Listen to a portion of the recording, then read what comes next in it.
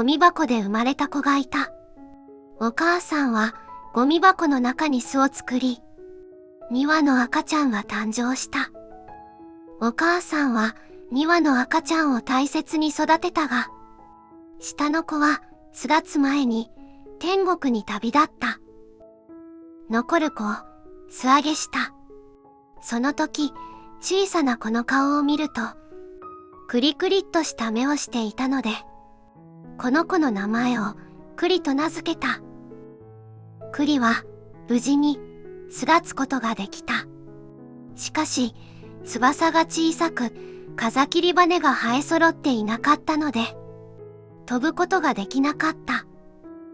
クリが巣立ち、しばらくして、お母さんが天国に旅立った。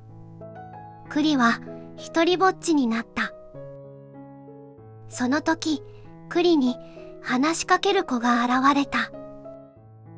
寄り添い、励ましてくれるお姉さんもいた。こうしてクリはみんなの支えがあり、家族の中に入ることができた。お友達が増えたクリ。けど、みんなと一緒に飛んで遊ぶことができなかった。クリは諦めなかった。みんなと一緒に飛べるように頑張った。そして、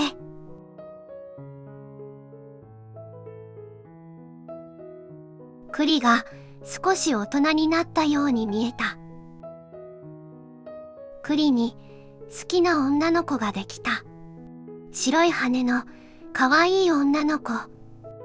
クリは女の子に猛アピールをした。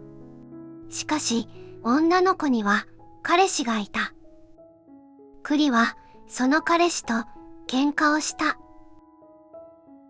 女の子はクリのそばにいた。彼女と仲良く過ごした。けど、彼女が巣を探しに行くと、待つしかなかった。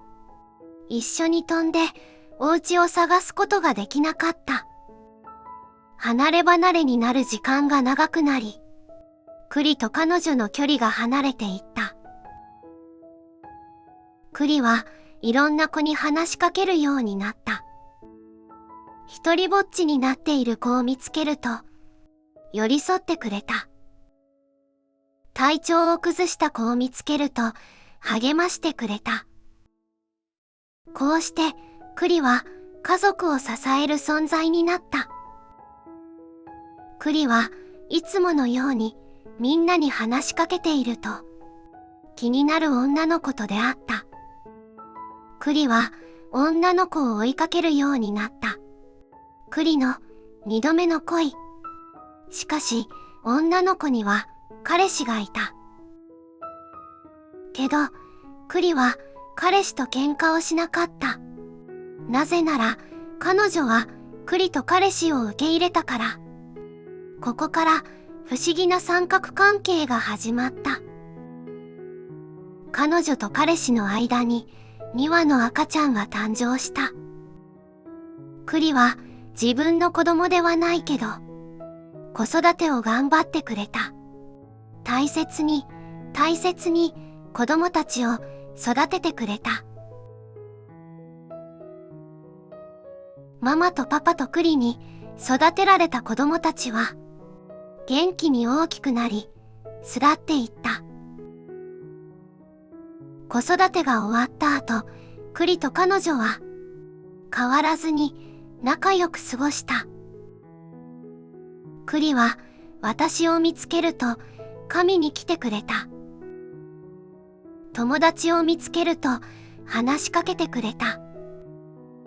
一りぼっちになっている子を見つけると寄り添いお話をしてくれた。いつもと変わらないいつものクリ。朝、クリを見つけおはようの挨拶をした。それが最後になった。私はかわいそうという言葉を使ったことがありません。かわいそうは相手に対して哀れむ言葉。悪い言い方をすると相手を見下した言葉。栗はお母さんと弟を亡くした。栗は飛ぶことができなかった。彼女と一緒に家を探すことができず、別れてしまった。でも、栗がかわいそうだとは思わない。飛べなくても何度も飛ぼうと挑戦した。他の子のこと、家族のことを思い、支えてくれた。2羽の子供たちを立派に育ててくれた。